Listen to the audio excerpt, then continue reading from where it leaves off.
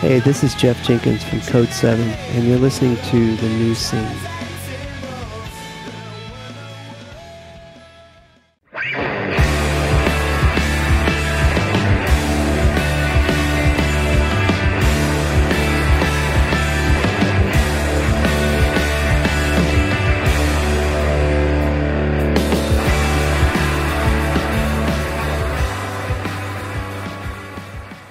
Hello, everybody, and welcome to The New Scene. I am your host, Keith, and we're back with another brand new episode. And on the show this week, we have Ben Jorgensen of Armor for Sleep.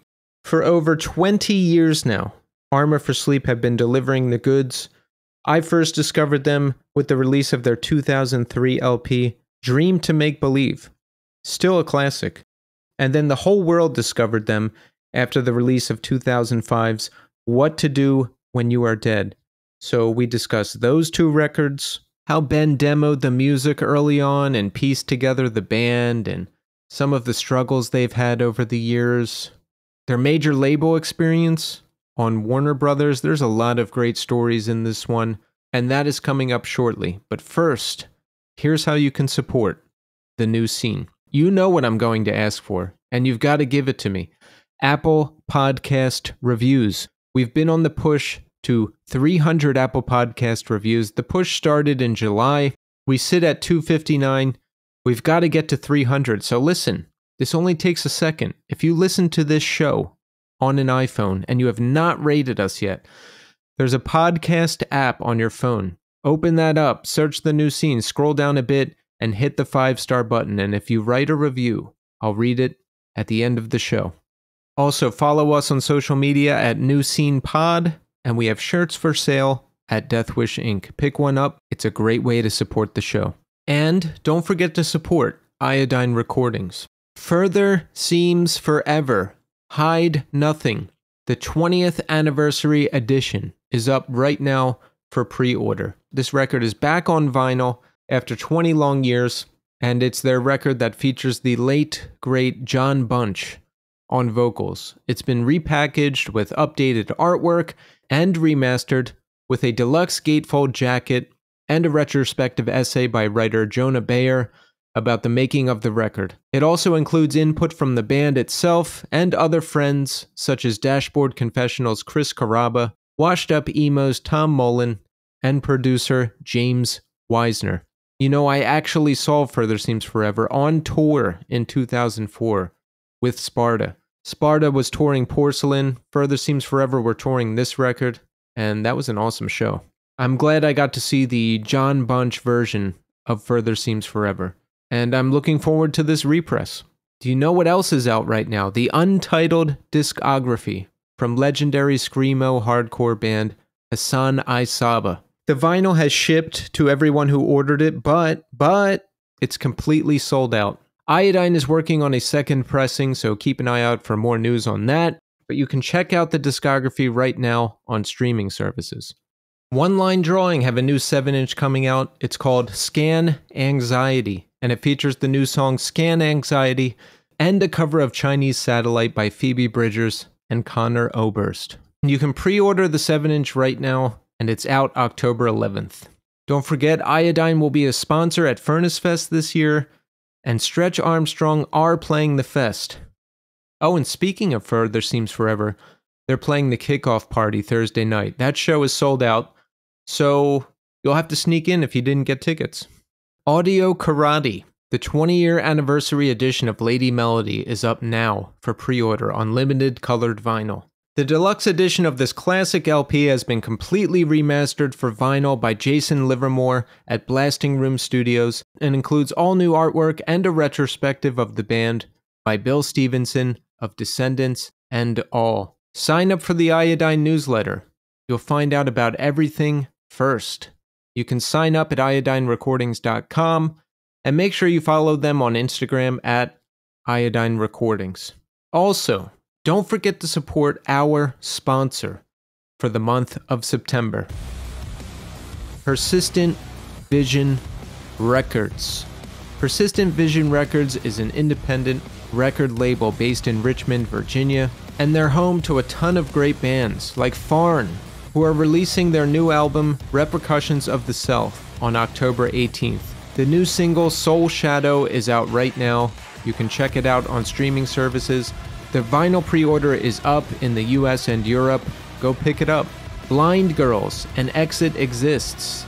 The new LP is out now. That's chaotic hardcore and screamo from the Gold Coast of Australia. Rain, Il n'y a pas d'orchestre, the LP reissue. And a collection of splits and EPs from 2004 to 2015 is out now on vinyl and cassette. That's 2 excellent releases from Rain. Also, the 2024 pressing of No Wall Ever Contained the Spring by Abak is available now for pre-order. It's been out of print and largely unavailable in North America, so you'll want to make sure to pick this up. The deluxe 2024 edition comes packaged in a full-color gatefold jacket with matte finish, including lyrics in Spanish and English. It includes an 11x22 poster insert featuring the full cover artwork. This repress is limited to 500 copies, so make sure you pick it up while there's still time.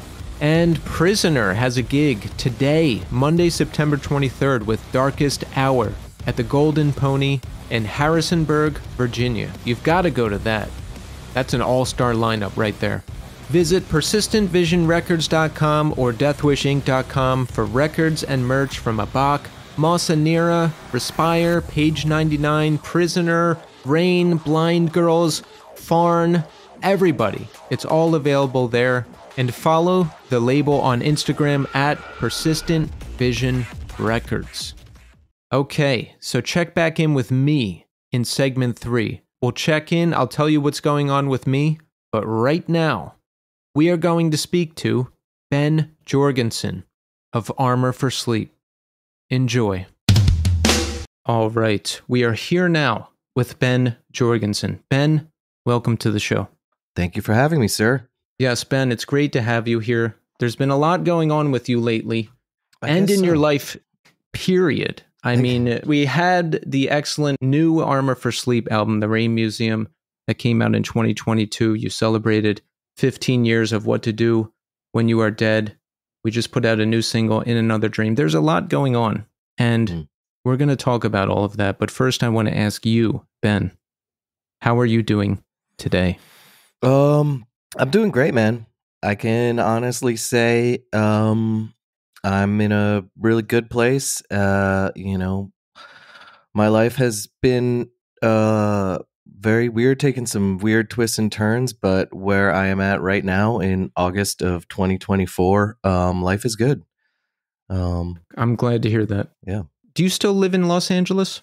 Yeah, so I actually live in a town about 40 minutes outside of LA. I moved to LA in 2015 and lived like in the heart of Hollywood. I moved from New York City.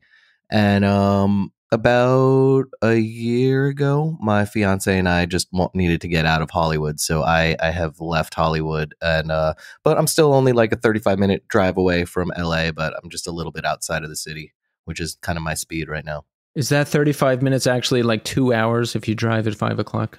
Yes, probably.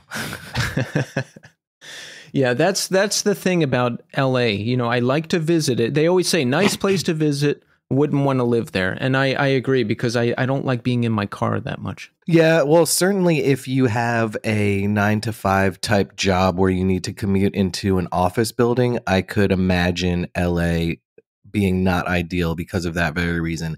I, fortunately or unfortunately, I guess, have never lived that type of life. So I've never had to be in an office and drive with everybody for the early commute, and then same at the end of the day. So that's never been an issue for me. You just kind of have to dodge and weave when you want to drive to where you're going. But fortunately for me, I left that all behind. There is no traffic in the town that I live in now, and it's amazing. I love that. So you've never worked an office job? You know what? There was a period of time in New York City where I was working for a couple different companies. One, a book publishing company, and then one, a music management company. And those were more 9-to-5 typey jobs. But because I was living in Manhattan, I always just like walked to the office. it was never those two jobs were never even a subway ride for me. So literally it was just walking to work in the morning and walking home at night. I like that. I live in Brooklyn now, and I've been here since 2012, and I'm fully remote. So I'm living the life of my dreams. I just get out of bed and walk over to the computer and work, and then I have I can kind of schedule my own day more, which is a dream come true. That's awesome. So you have a fiance now. I do have a fiance. Yes, she's a wonderful woman named Kaylee. She's my fiance. I'm her fiance. When did you meet? When did you get together? So we met a super long time ago, just by chance, kind of when we were kids. We encountered each other a long time ago, and then we didn't actually meet for real until a few years ago. And it's surprising because we run in the same circle of friends. We have so many friends in common. I neither of us understand how we hadn't run into each other before. So, even though we've only formally known each other for a few years, I feel like we've had so many connections based on our mutual friends and everything like that. Nice. Yeah. Nice. Have we set a date yet? Is that in the works? We have set a date. Yeah. Next spring, we are going to make it official, which is always a fun thing to do. So kind of like I just got home from tour. Actually on a little break from tour. And as soon as I got home, Kaylee and I were doing some like wedding planning type stuff, sending out some stuff in the mail and figuring out, all the fun stuff that planning a wedding entails. Good times. Yeah, man. So in terms of your life with music, how do you sustain yourself? Do you can you just tour and play? Is there other jobs that you do to get by? Tell us about that. So, I guess the simple answer is, I think we've figured out a way to make it work now that is, doable to where we are not needing to put a tour on hold because we have to work this other job at home. Like, I feel like we found a balance of, we figured out how to make it work now.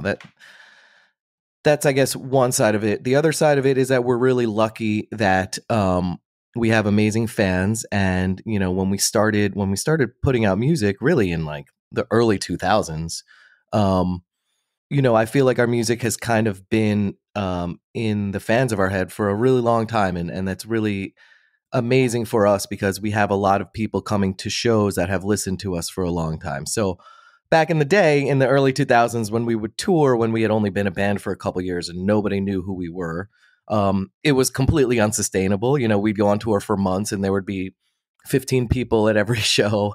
And, it was just a money pit, but we didn't really care. We were in our early 20s and we were just getting the band out there. So we're lucky, that our music has been around for a while and our fans thankfully are still coming to our shows. So that makes it not as much of a money pit as it, historically has been. That's good. That's good. So you grew up in Northern Jersey, Teaneck, am I correct? Yep.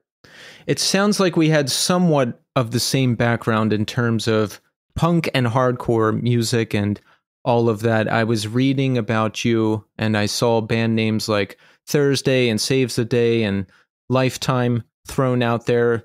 Are those early influences for you? Absolutely. Those are some of the three most important bands in my life as a music fan, as a kid who was, in high school in the early 2000s. I was, Lifetime, I think, broke up before I got to see them, but they were legendary, and I was certainly familiar with their music. But Thursday and Saves the Day were active bands, and for me, extremely important just as an individual. And in terms of my band, Armor for Sleep, those bands were extremely important because when I was creating the band and coming up with the vision for what I wanted the band to sound like, Saves the Day and Thursday in particular were two bands that, were very important to me that in a lot of ways I was borrowing heavily from. And listening back to the early Armor for Sleep stuff, I actually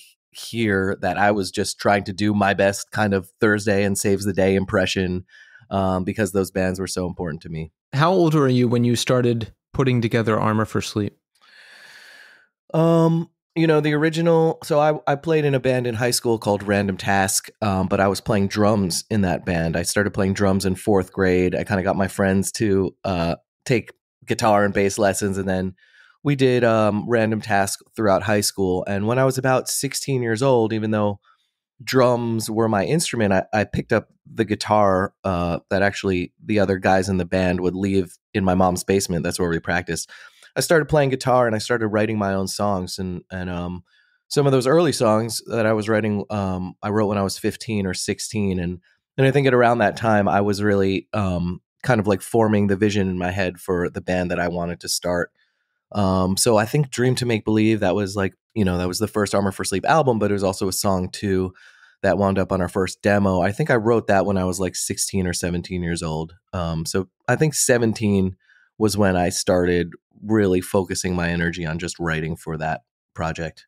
So would it just be you in your basement and you're like learning how to sing and putting the song together and playing? Yeah, certainly at the beginning, it was just me. I had a little tape recorder. I was making demos. I had jettisoned myself from Random Task the summer before my freshman year, actually at Rutgers.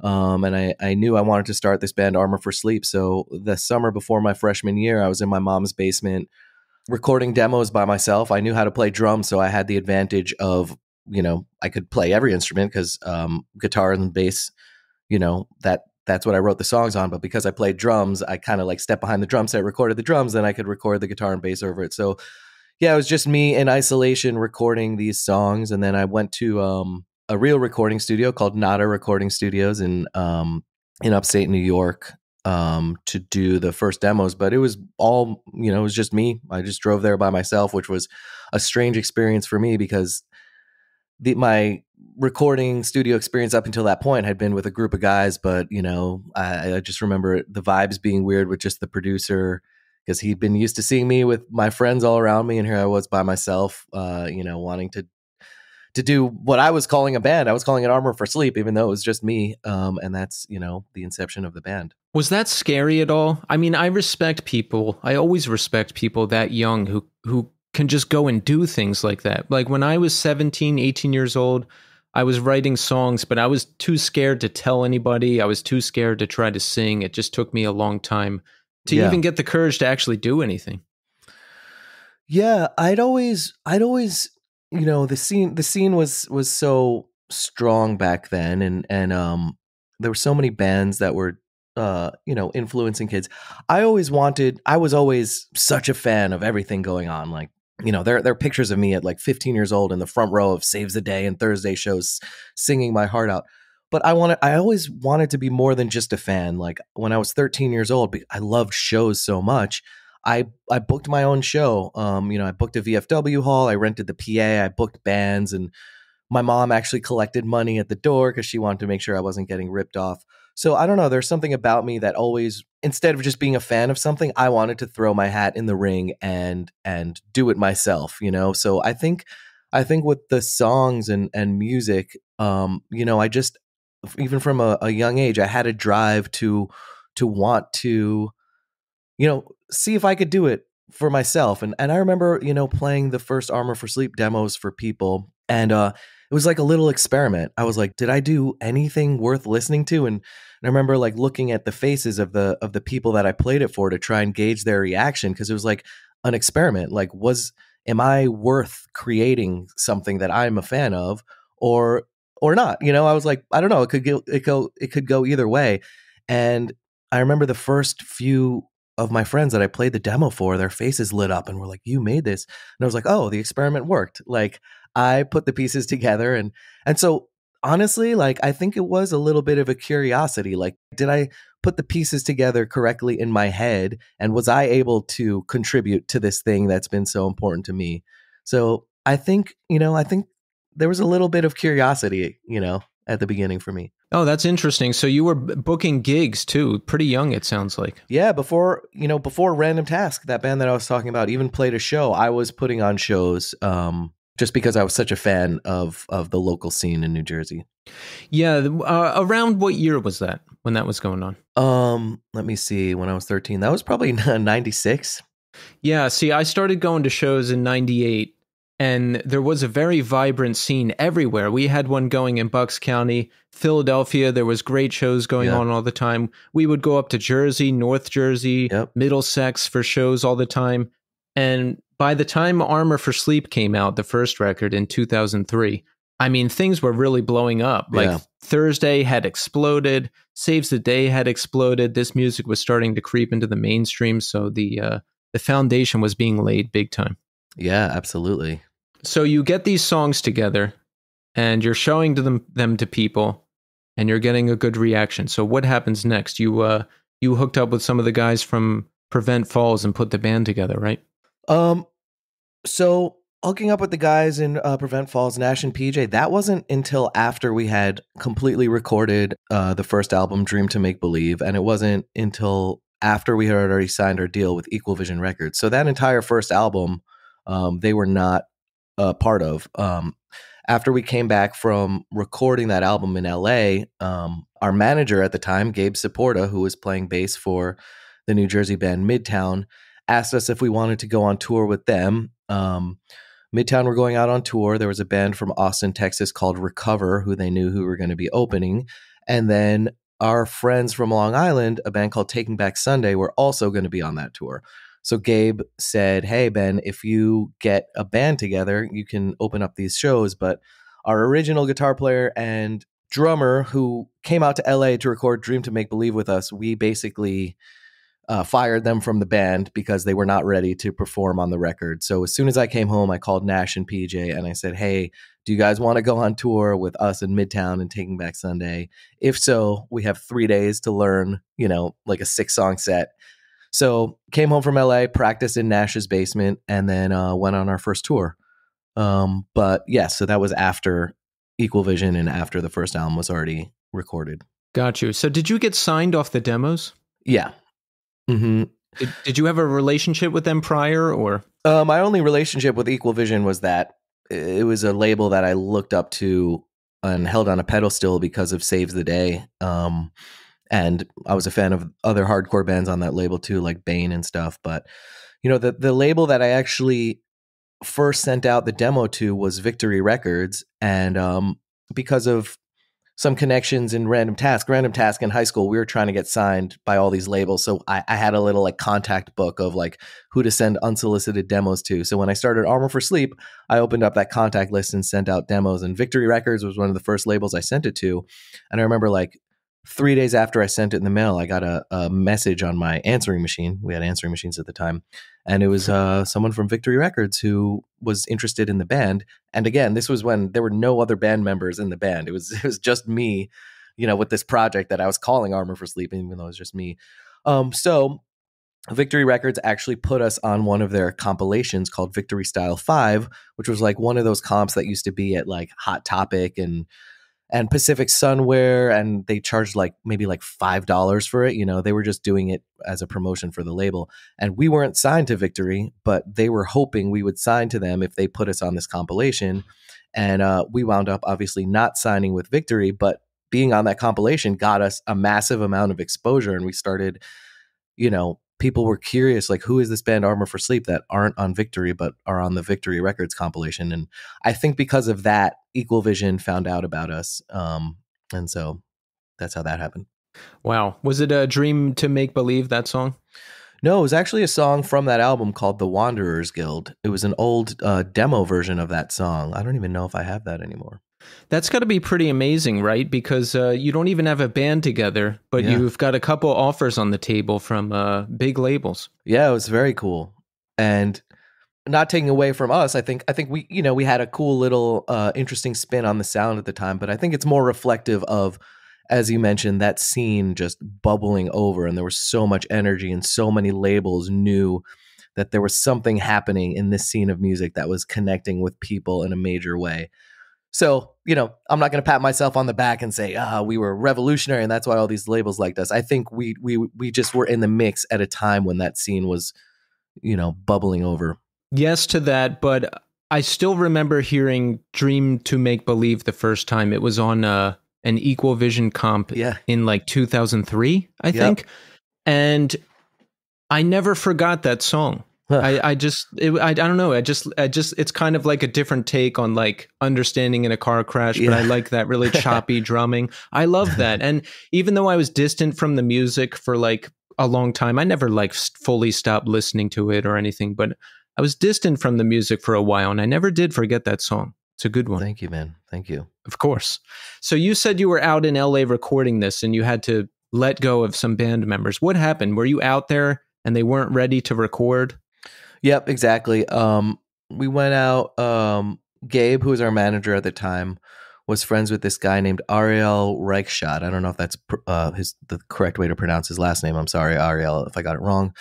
He was the singer of actually a ska band called the Hippos, and he wanted to start recording music. So Gabe flew us out there and had us go into the studio with him.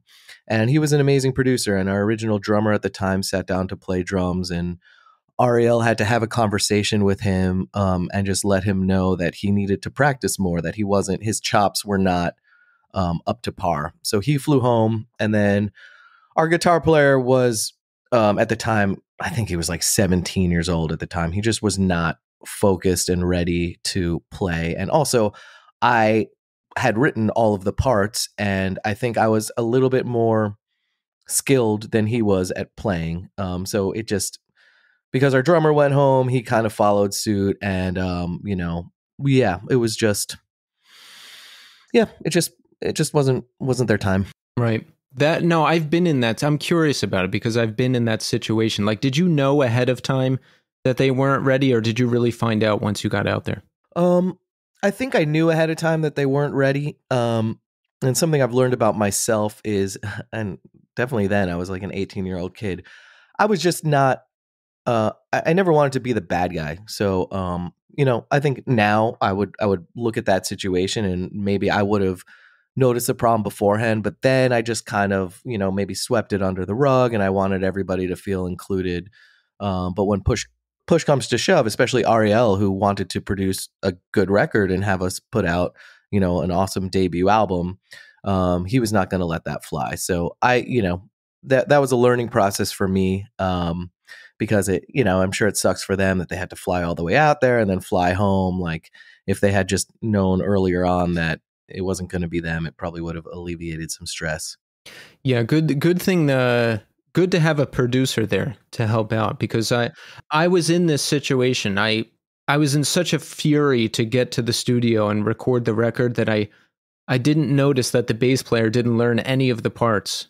I just kind of missed that. And then we got there and then he didn't know any of the parts. And it was such, but I actually would have been less nice now if I could. But back then I just like during, we were playing the songs and I was like telling him, I'm like, go here, and he did play them and we did get it done. But like, I think now I would have just been like, I'll do it, you go sit over there. Totally. So did you end up playing a lot of stuff on the record? Yes, I did. Yeah, so you were ready. Yeah, this was my baby and it's always been my baby. And I just want it to be great. And what I've learned the later on we've gone is that now I'm a little bit, I don't want anybody's feelings to be hurt, but as the songwriter for these songs, if I know that I can play something that I've written and I've been going over for like a year and it's time in the studio to get it done and we're spending money and we're in a time crunch, I'm not going to be like, okay, why don't you in the studio spend an hour figuring out this riff that I wrote that I can play. Now I'm just like, give me the guitar, let me play it, it's okay. So I've been more assertive about that. No, and that makes perfect sense. And like, if you can do it that way, you should, because it comes down to time and dollars and cents. Yeah. So the debut comes out, Dream to Make Believe, on EVR, right? And I'm sure things started picking up after that. I remember seeing you guys around. I remember a good reception to that record because I did a couple tours with your label mates This Day Forward back then. Oh, I love This Day Forward. Yeah. Yeah, and I remember you guys being around. I think I even saw you back then. So, I mean, how was it? Did you see things like picking up pretty quickly after the record came out? Or tell us about that. Maybe that was the reality, but I'm just chuckling a little bit because that is absolutely not how it seemed to us. And I'll explain to you why. Yes, please. So as I mentioned, this is just one example. When we were, when Victory Records was courting us, they wanted to sign us. They wanted Dream to Make Believe to be on Victory. This awesome A&R guy named Angel, who actually lived in Brooklyn, wanted us to start being friends with other Victory bands. So he said, hey, we have a band coming out named Taking Back Sunday. They're recording their first album. Why don't you go be friends with Taking Back Sunday? I think they just tried to get us in the mix, so we were going to be like part of the family. So I actually went to, I think it was called Big Blue Meanie Studio in Jersey City to hang out with this band from Long Island that we didn't really know who were recording their first album.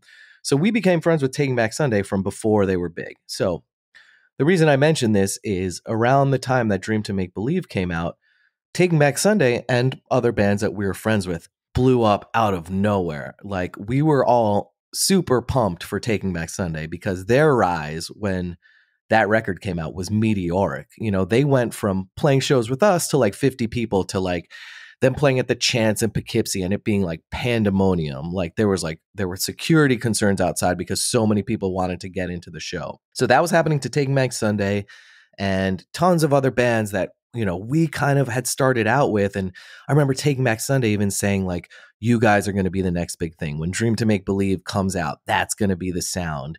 So we were like, wow, Taking Back Sunday blew up. Like, we're next. We're going to get big. And then honestly, Dream to Make Believe came out and it didn't garner that kind of immediate reaction. Think in retrospect or knowing what I know now, it was resonating with people, but it certainly wasn't this explosion of a band. It wasn't like us going from, small shows to huge shows. In fact, like we didn't really see much difference when the album came out. And that led to disappointment, and I remember even having heart-to-heart conversations with Gabe, who was our manager, who was at a loss too, because he signed on to work with us because he thought Dream to Make Believe was going to be like Tell All Your Friends, which was like an immediate hit. He thought we were going to be massive. And then to see all of these other bands getting big around us, it was definitely kind of disappointing. And I don't know if I'm just rambling now because you didn't really ask about this, but at that time too, Gabe decided that he wanted to make another go at being a musician instead of just managing us. So Midtown started up again, and he kind of like passed the baton on managing us to what was then our management company called Crush Music, or Crush Management, it was called at the time. But we kind of felt like we bombed. We were like, wow, we messed up our first record. Gabe's not going to manage us anymore because he wants to start Midtown again.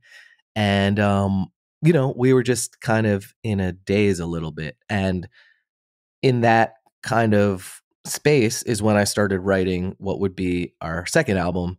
And our second album, when that came out, that was kind of what happened with that was kind of what we were hoping would have happened with the first record. I see. Yeah. Also, when you're comparing yourself to Taking Back Sunday, I think you're going to end up disappointed because I mean, again, I kind of dipped out around 2003 after This Day Forward broke up for a little while and then came back. But I remember that band being very huge, but like even with people who were only like sort of connected to punk. Yeah, it was awesome to see that happen to them. And yeah, it was crazy.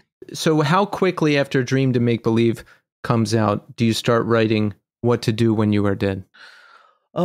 Pretty soon after, I started thinking about the next thing and, making demos and stuff. And, again, I was, the vibes were low and, nobody knew what was going to happen. But yeah, I just started writing songs and then I started forming this idea in my head that I wanted to do a concept album.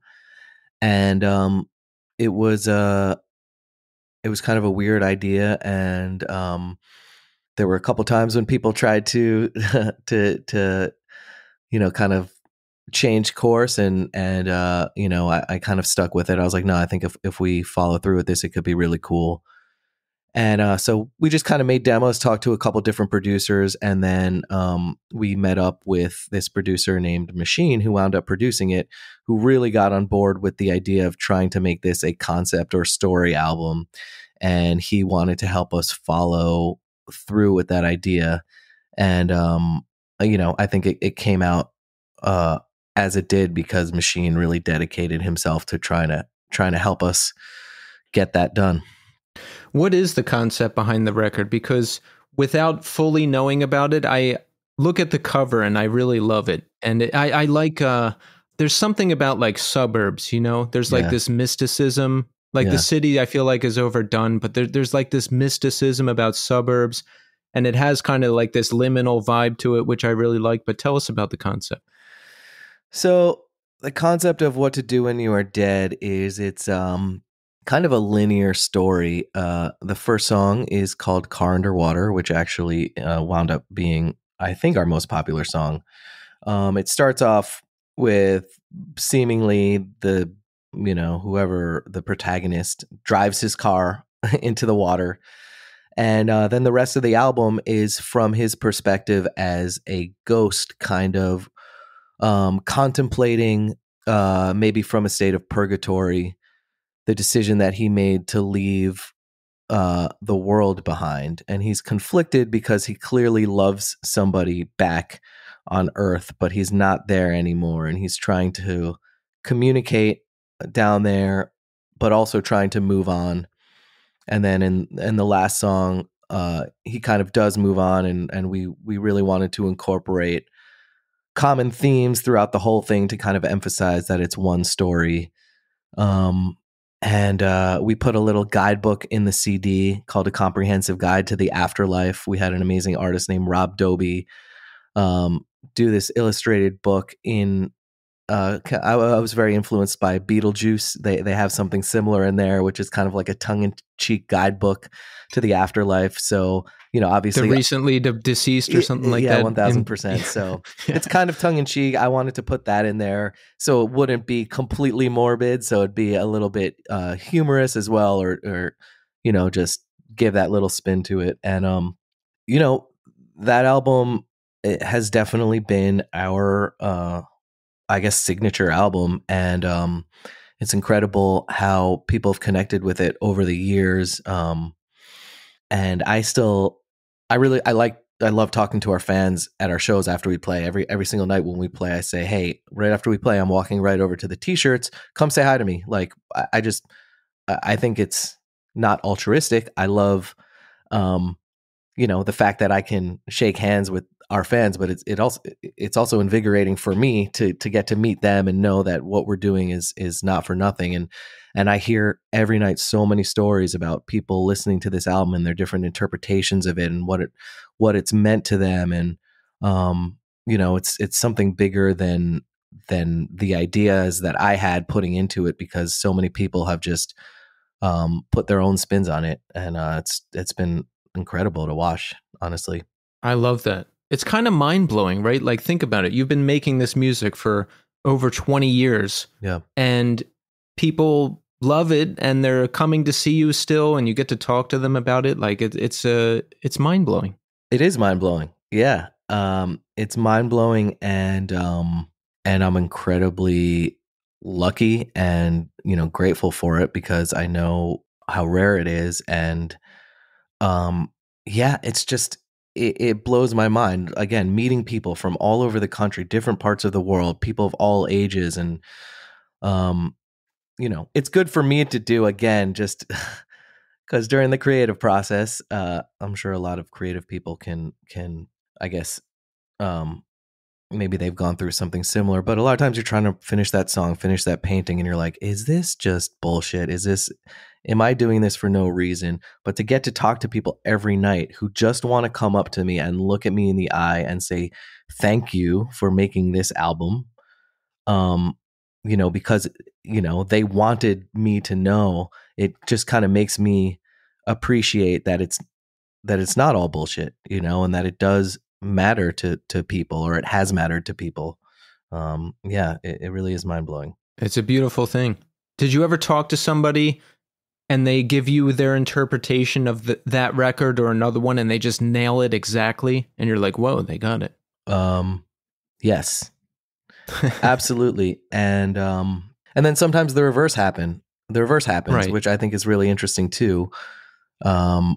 Where people will have these insane interpretations, and they're like, this is what it is, right? And there's never one thing with art, and obviously one of the things that I find beautiful about art is that it's different to everyone. So the more interpretations, the better. Like if everybody came up to me and said the same thing about it, I think I would feel like I could have done a better job of making it more ambiguous, maybe. But right, because I feel like people wouldn't nail it exactly as often as they would have their own interpretations. But it's great that everyone can interpret it in a different way and attach something to it. I think that's what you want. Yeah, exactly. Yeah.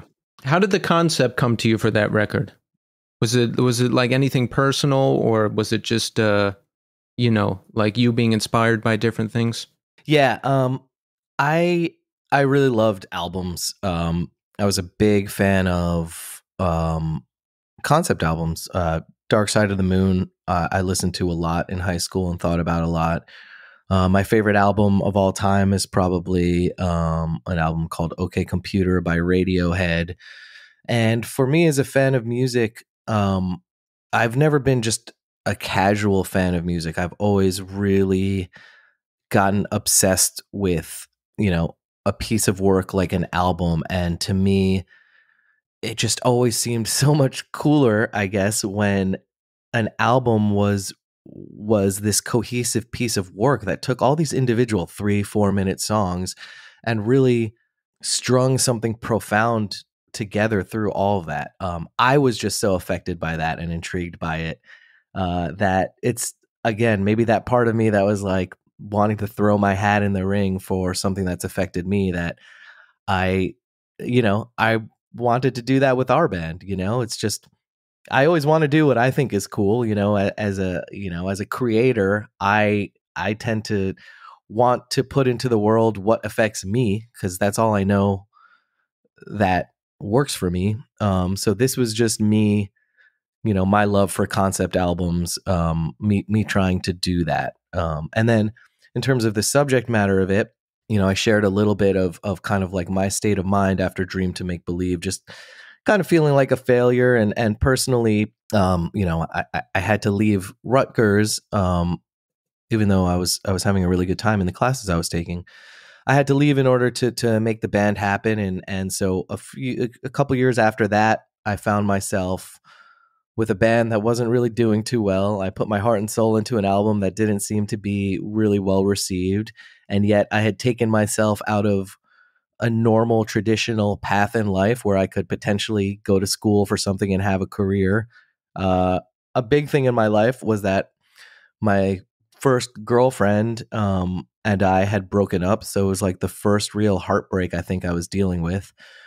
So I was feeling a little bit dead. And the first few songs that I wrote for What to Do When You Were Dead were written from the perspective of somebody who had died, because I think that is just genuinely how I was feeling at that point in time in my life.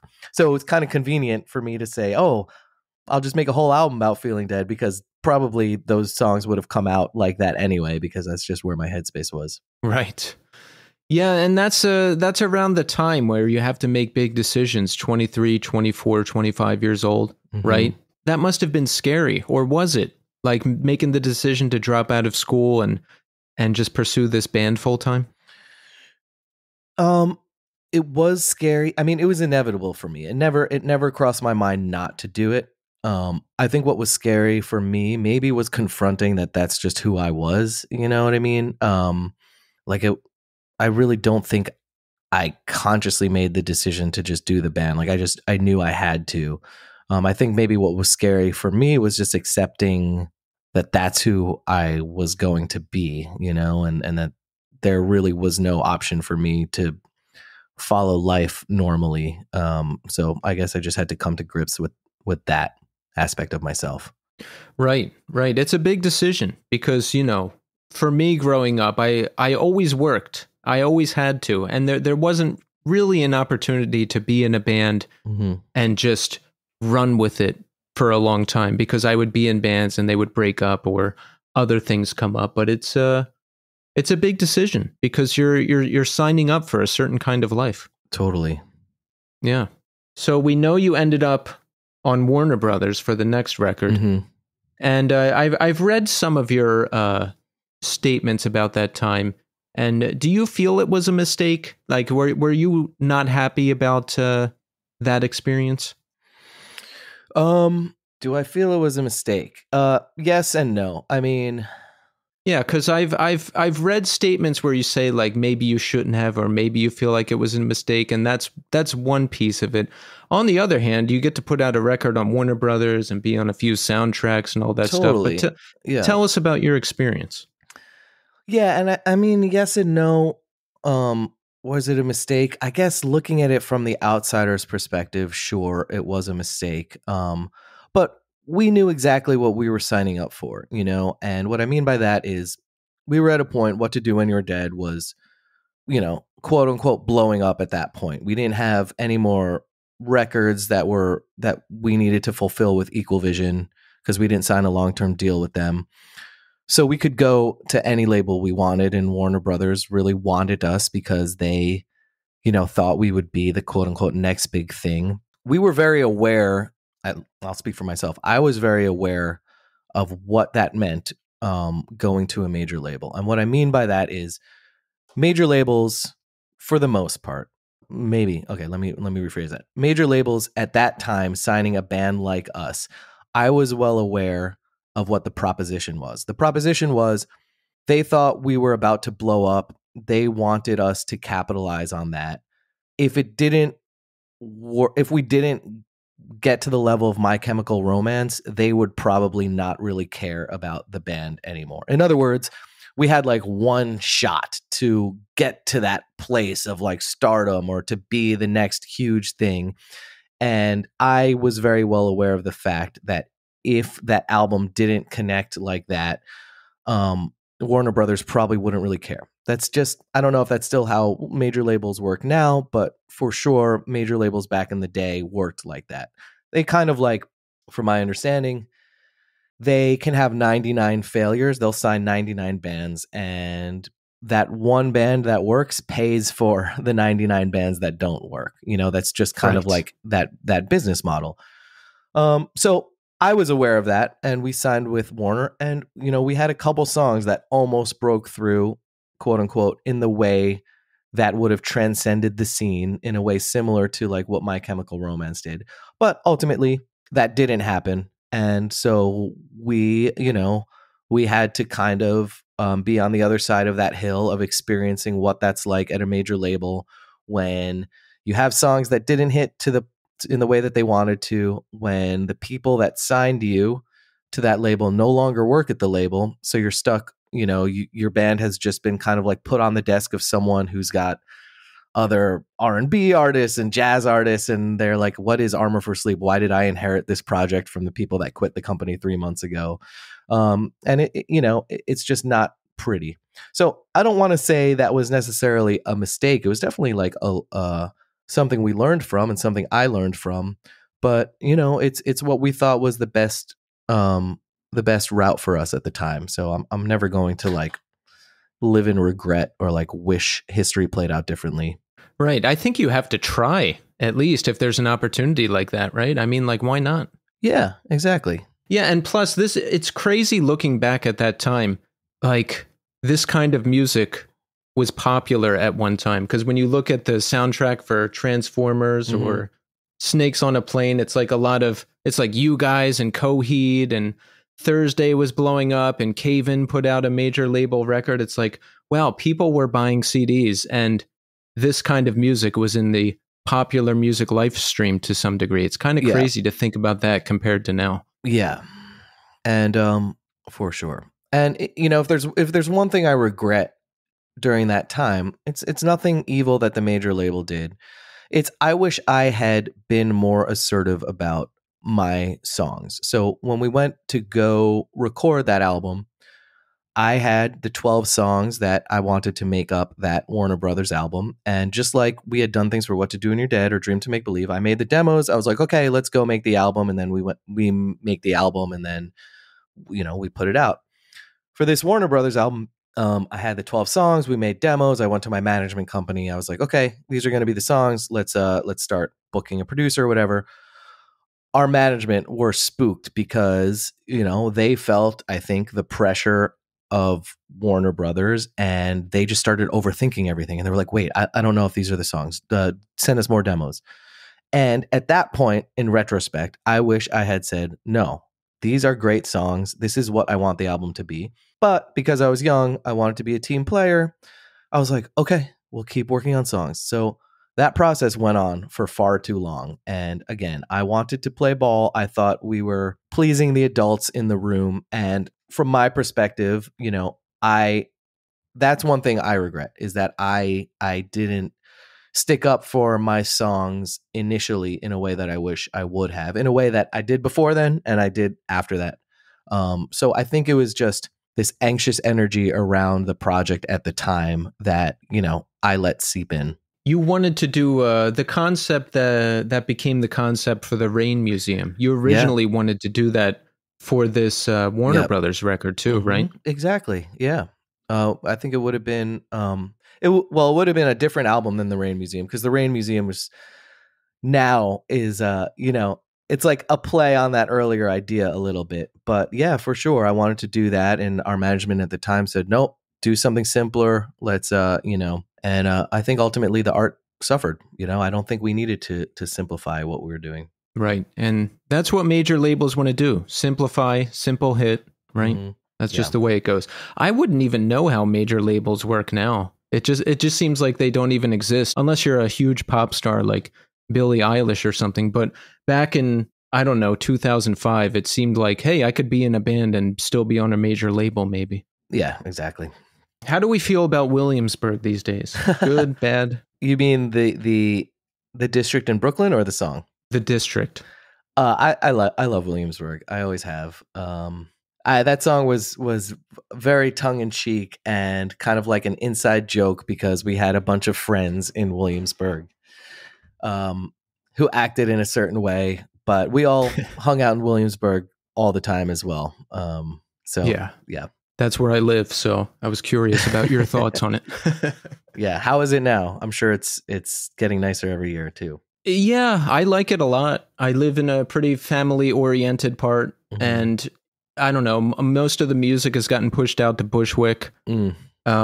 So, because people can't afford to live here anymore, and I can afford to live here because, well, I have a job that pays good money, but I also have I have one of those like special New York deals you have to find to be able to live here, Oh, that's cool. Yeah, so that's good. And what's funny? You lived in New York City, so there are people here who act very Williamsburg, Like I am, but like I didn't realize that before I lived here. Like the way I compare it, do you ever see the movie Zoolander? Yes. The first one. You know how like the fashion people act in that movie? Yeah. There's people who act like that in real life, like not as a joke. And there's a lot of them here, and it's funny to witness. Yeah. So the band went strong until about 2009, right?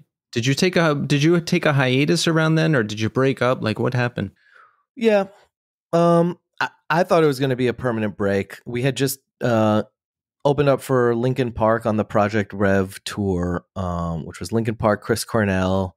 We played like the opening stage with other bands around us were Atreyu, Hawthorne Heights.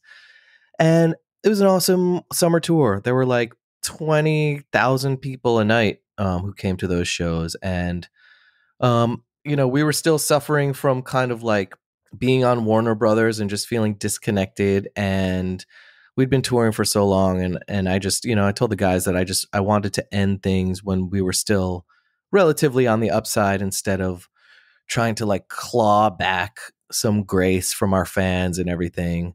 Yeah, and it was time for me to step aside and do other things. The rest of the guys wanted to keep going, but I just needed a break from it. So that's what we did. What did you do during the break? I moved to Manhattan. I was focusing on other things. That's when I started working for a publishing company in New York City, and then ultimately got hired by the management company that managed Armor for Sleep because they wanted me to help out with some of their emerging talent. And we did some kind of reunion-y tours then, but we still weren't ready to kind of like come back full time.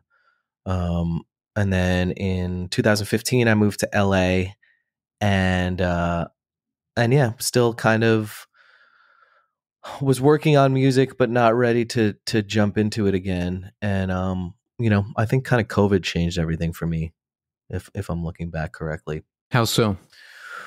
Well, personally in my life, I went through something pretty traumatic. I went through a divorce in COVID that, I think after COVID, I've talked to a lot of people who went through similar situations. I think COVID and lockdowns and everything sometimes were like an accelerant for relationships that maybe were falling apart, that weren't meant to be together, and just kind of everything going on in the world just kind of accelerated relationships falling apart. And that definitely happened for me.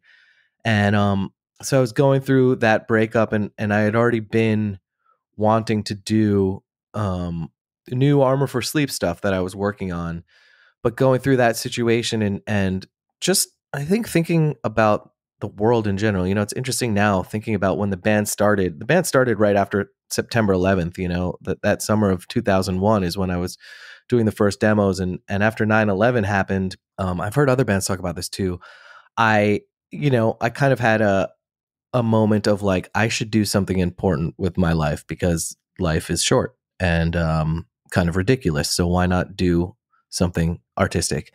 So I think maybe after COVID, I was just kind of reevaluating my life.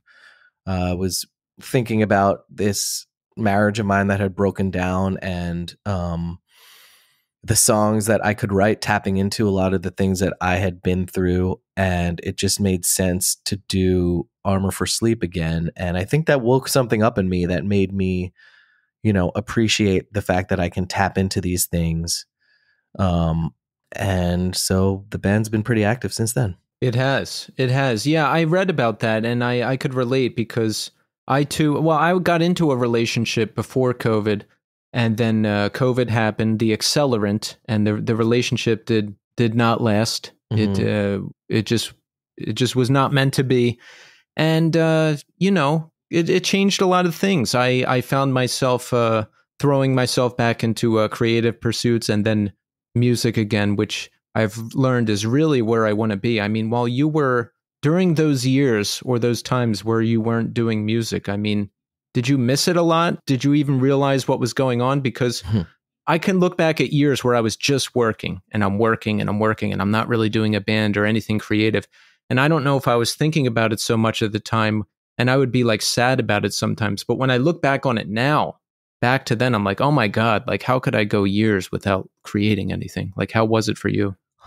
Yeah, I do kind of regret taking those years away from Armor for Sleep because, again, now that the band is active and I talk to people about how much the band meant to them over the years, I spent years not in touch with that at all. I spent years basically thinking that it didn't matter, that nobody cared or would care about the band again. And, I was focusing on other things in my life that I thought were important that wound up, blowing up in my face in some ways. So starting Armor for Sleep again was really important for me. So we have the excellent 2022 LP, The Rain Museum, where we revisited the concept you wanted to do way back in 2007. How did the concept change from what you were originally planned when we put it into use for the Rain Museum? Yeah, so as we talked about, that's kind of like where my head was at for the Warner album. I wanted to make a book that would accompany this concept album, and it was this like sci-fi concept about this post-apocalyptic world and this museum in the desert where this bunch of people just wanted to get away from the catastrophes outside, and just, it was a lot about companionship and isolation, and And so that idea was shelved. It was just kind of like lost to the sands of time, I guess. And for me, coming out of this breakup, coming out of COVID, I really, I wanted to resurrect the band. And for me, it was kind of my own redemption arc to bring back this idea that I never got to finish.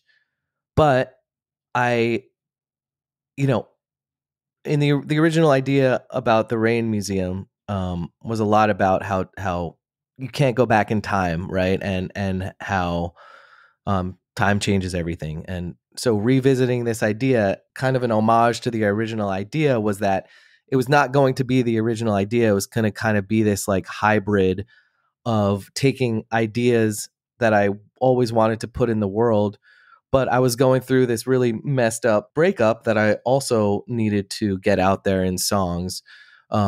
So at first I was like, I have this idea for two things. Like I can't do two separate albums, but I had the idea of kind of combining them. So weaving in these really breakup songs from what I was going through, but using this like canvas of this Rain Museum story idea that I always wanted to bring back. And I thought that was just a really interesting way for me to tell these like emotional breakup stories. So it is a breakup story, but it's also a redemption story for the band and for me becoming creative again. And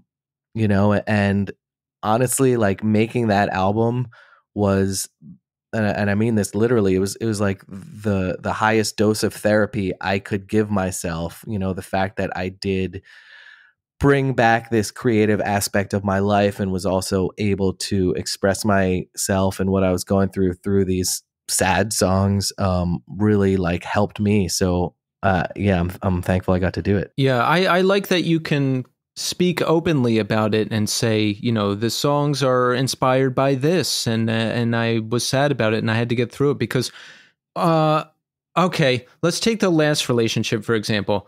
It did not end well, and there was a lot of stuff to deal with afterwards that was very hurtful to me. Mm-hmm. So have I written about it? In some degree, yes, but I would never admit it because I'm like, I don't want to give you the satisfaction of knowing that I wrote about you. So so it's like, it's in there, but I'm like also not acknowledging it, Yeah, no, I get that.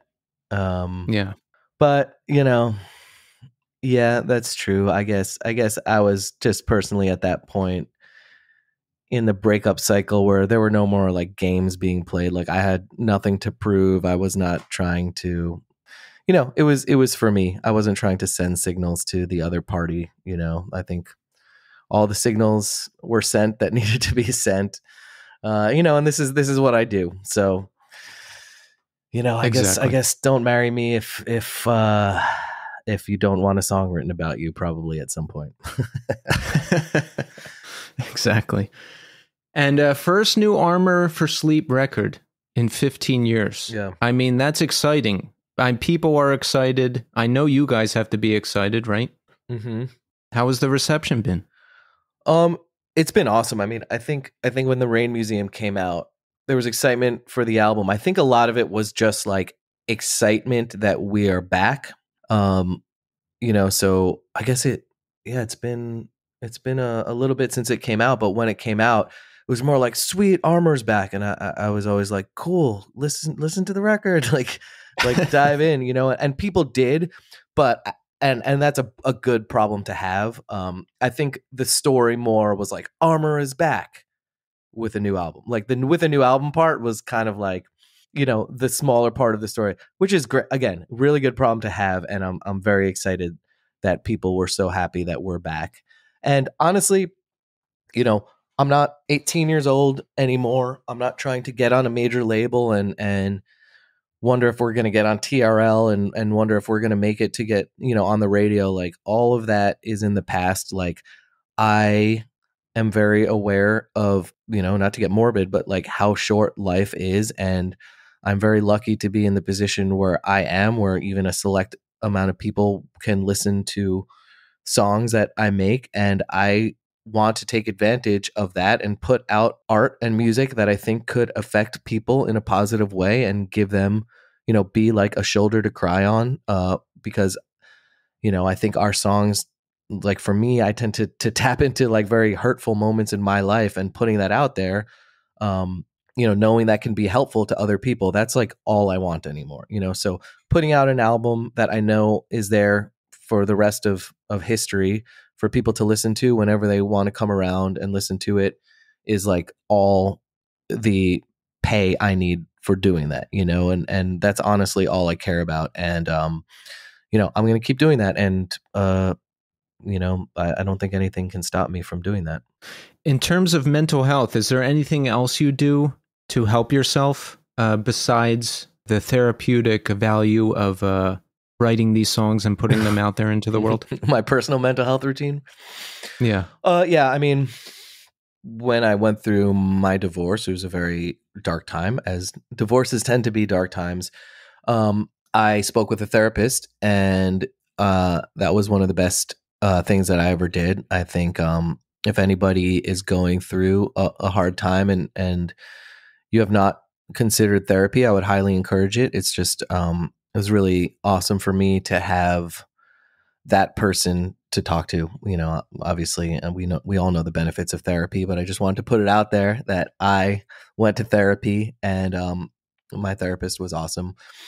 And something I do every day when I'm home, and I was just talking with my fiance about this, that I just do it because I enjoy doing it. And it's not until I go on tour when I can't do it that I realize how important it is for my mental health. Is every day I wake up at 9 a.m. and I go to the gym. For me, it's CrossFit. CrossFit is like, it's just a group class. You go to a gym. For me, it's just beneficial because like a coach tells you what workout to do for the next hour. Like I'm a little bit too scatterbrained to like trust myself to go to the gym and work out for an hour by myself. So that's why I do CrossFit, because someone just says, go lift this stuff up for like 20 minutes and run around, and I just do it. So I don't have to think about it. But for me, that physical activity in the morning clears my mind. It like I've accomplished something by 10 a.m., which is good for me. And I just noticed we're on tour for a month, and not working out in the morning, I kind of am a mess. You know what I mean? Like I need that routine and that structure. So I realized, wow, I'm probably working out for my mental health, and that routine is absolutely necessary for me for some reason. So again, if there's anyone out there who's struggling a little bit, I would say try regimenting some kind of physical exertion or working out or running. For me, it feels good to do at the beginning of the day because I feel like a little bit accomplished before I've even done anything else. But yeah.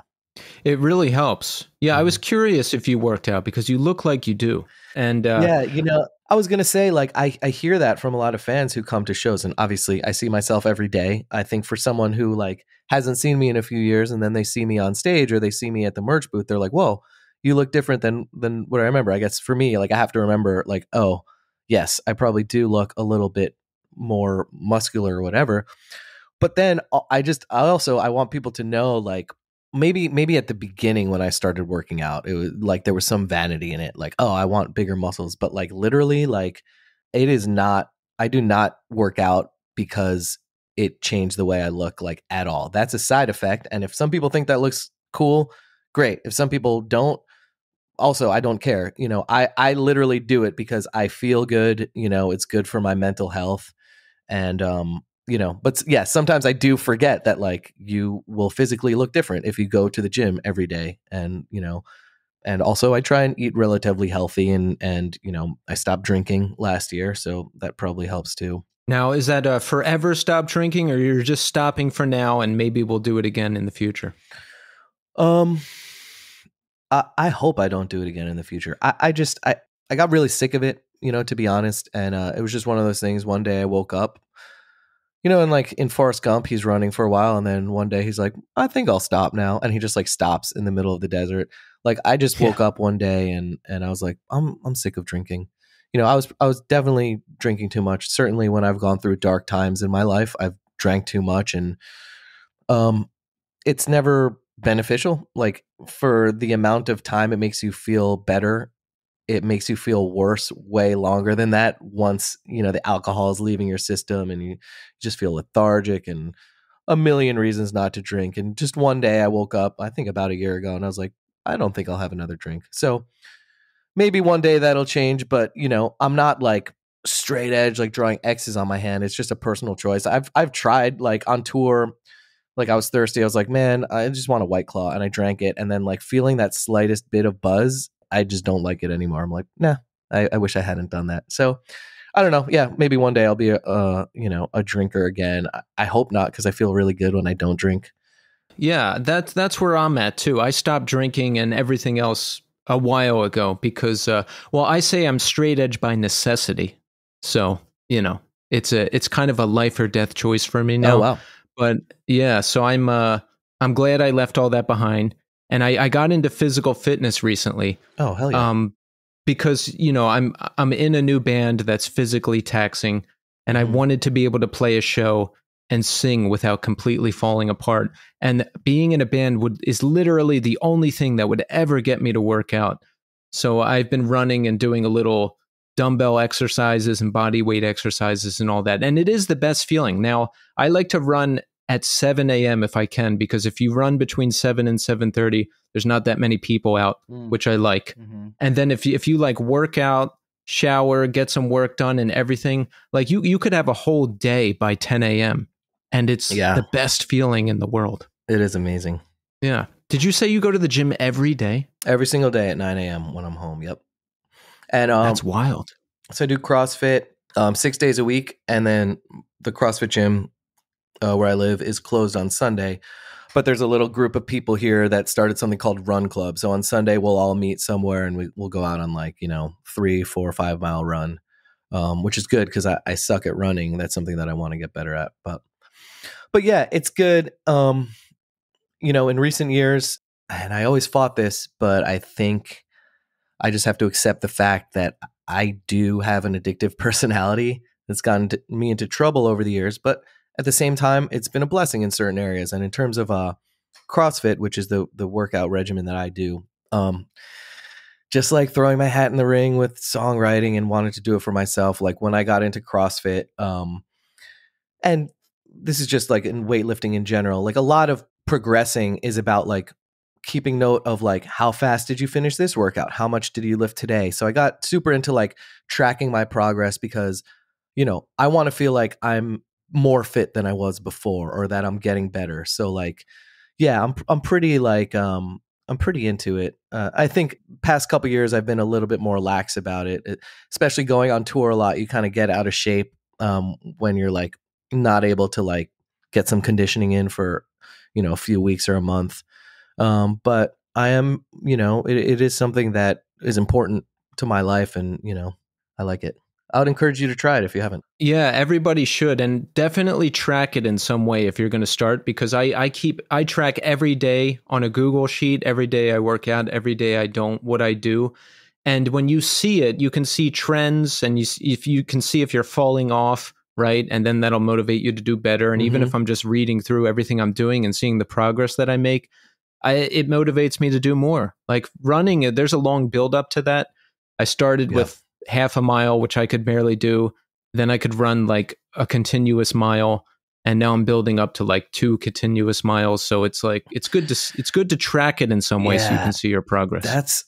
I hate running, but one thing I love about running is that it pays off if you do it consistently. And it's really cool to see. Yeah.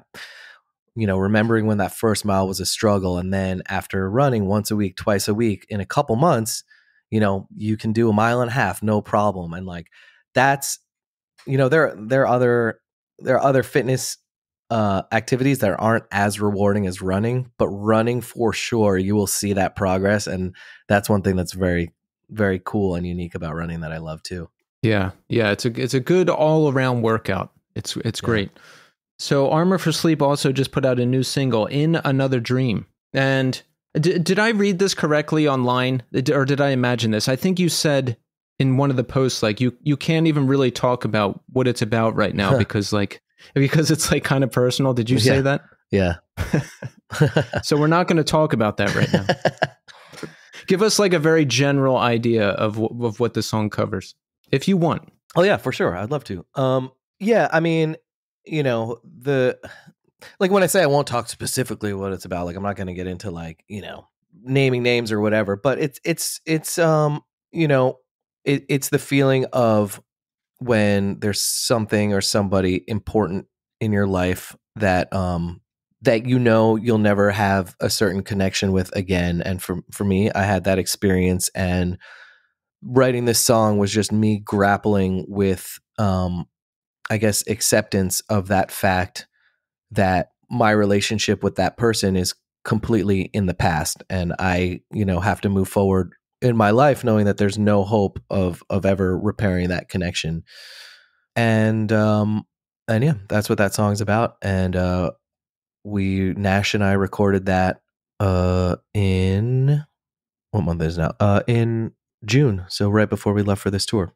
We recorded a bunch of songs, and we're going to record some more, I think.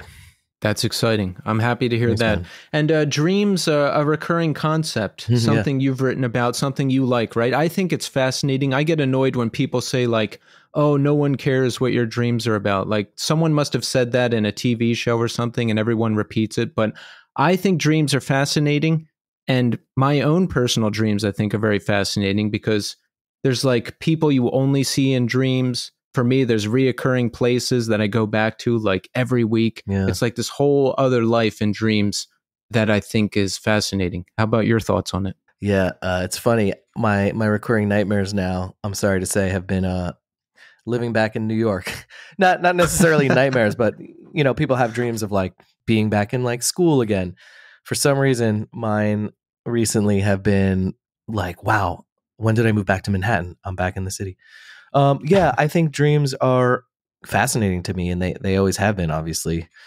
And I still am so intrigued and weirded out by my dreams, because ultimately we tend to think of dreams as like disconnected from our brains somehow, like, oh, what dream scenario were you in? But like your brain is creating your dream for you. That's your own,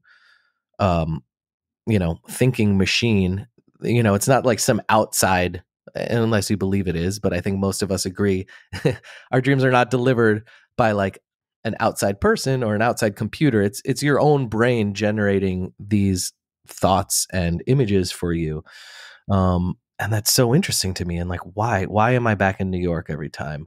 Why am I stressed out about this stuff? Why does this person keep appearing? Like, because ultimately, I think being interested in dreams, and maybe this is why I'm interested in it, is being interested in who we are as people and what makes us human, and what, it's ultimately, our lives are about our conscious experience in this universe. And, our dreams are like a portal into our brain. We are our brain and our thought process, so it's infinitely interesting to me, that weird little portal of why our brains do this to us when we're asleep, and what does it mean, and and who are we? And sometimes I don't know if you've ever had this experience,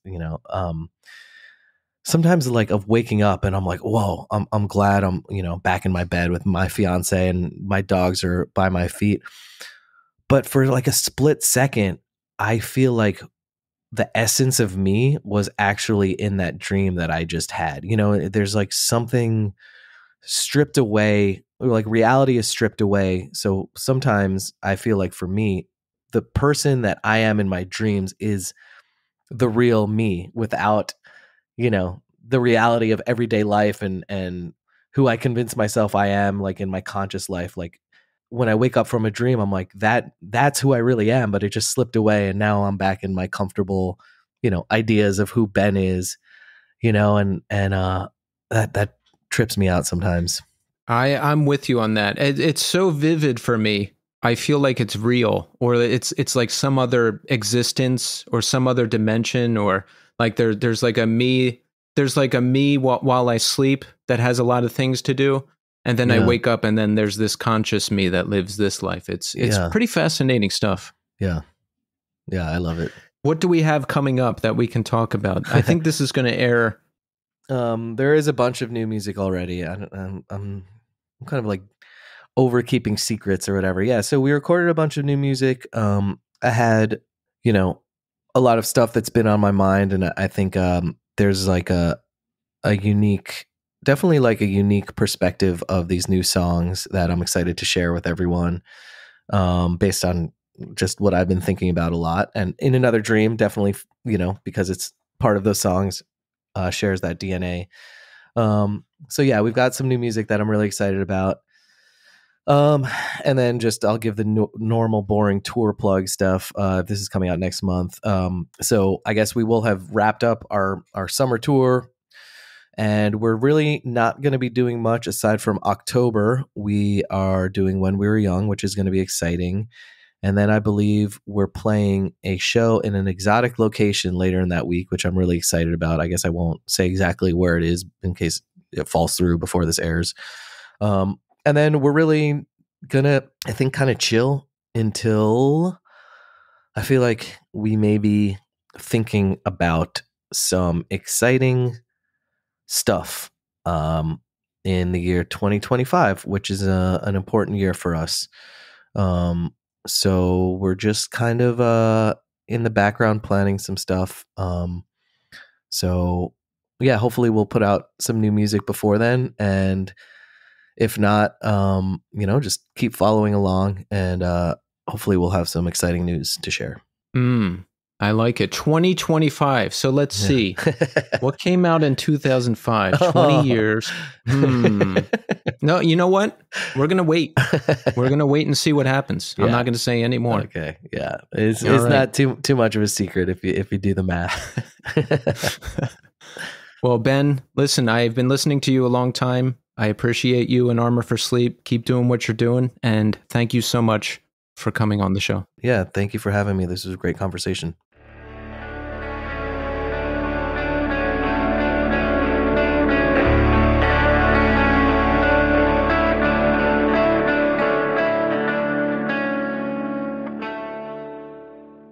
And there you have it. Ben Jorgensen. Great conversation. Really nice talking to Ben. I always respect people like him who can get started young and get out there and get things done. He was booking shows in his town when he was 13. He was demoing songs for Armor for Sleep. He went to the studio. He recorded it. He got it done. He got himself a record deal. He flew out to LA. He was working on the first Armor for Sleep record. He's accomplished a lot. It was also interesting hearing about that first record from his perspective because, from the outside to me, I'm like, hey, they've got this excellent record out. They're on Equal Vision Records. They're getting on great shows. They must have the world at their fingertips. But they wanted more. And how could you not when you're partnered up with Taking Back Sunday? I mean, look at what they were doing. But I'm happy that Armor for Sleep found an even greater audience with the classic What to Do When You Are Dead. So it was really interesting hearing about the concept behind that record and everything. And I really enjoy everything they've done. Their latest record, The Rain Museum, I've really been enjoying. They've got a new single out, In Another Dream, that just came out recently, so make sure you check that out. And we have a lot more to look forward to, according to what Ben told us. So that's good news. Awesome stuff. Thank you so much, Ben, for coming on the show. So let's check in. How are we doing? I am doing great, and I hope you are too. There's not a lot going on here. I've just been working a lot. There's a lot of big episodes coming up for this podcast, so that's a lot of preparation, a lot of editing, a lot of work. And speaking of, I'll have a special bonus episode premiering this Friday at 9 a.m. Eastern. I have met with every member of This Day Forward individually for interviews to get their perspective on the reunion shows and talk about some band history and talk about the future of This Day Forward, if there is one. So that's a mega episode coming this Friday at 9 a.m. Eastern. So make sure you check that out. And in addition to that, we will have excellent new episodes every Monday at 9 Eastern. We're closing out the year strong here at the New Scene, and I'm very excited for you to hear all of it. Besides that, not too much going on. I did go to an excellent show last week. Frail Body, Stay Inside, and Pianos Become the Teeth in Brooklyn. Pianos are on a little mini tour for the 10-year anniversary of Keep You, They just put out a 10-year anniversary edition of that record. Nick from Frail Body, who I just had on the show, he invited me out to the gig. So I was like, yes, absolutely. You know, I actually wanted to go to the show, and I saw that it was sold out on social media, and I was like, oh, man, well, I guess I'm not going. And then the day of the show, Nick messages me, and he's like, hey, you want to come? And I was like, yes, I do. So thank you for that, Nick, because I almost never ask to get on guest lists because I don't want to bother anybody. But because of you, I was able to go to the show. So thank you. Frail Body killed it. They're a really great live band. One of my favorite bands right now. And if you haven't heard their latest record, Artificial Bouquet, do yourself a favor and listen to it right now. Pause this podcast and go listen to it. After Frail Body was Stay Inside, who also put out an excellent record this year called Ferried Away. And Chris from Stay Inside was on this podcast fairly recently. They were excellent. Got to see Chris and say hi and catch up. So shout out to Chris and Stay Inside. Excellent band. And headlining the show were Pianos Become the Teeth, who I've seen before, but I've never really done a deep dive on their records. But like I mentioned, they're celebrating 10 years of their record, Keep You. And boy, they were unbelievably good. I've gone back and listened to Keep You, and I am a fan now, for sure. So shout out to Pianos Become the Teeth. If that tour is coming near you, go. You will not regret it.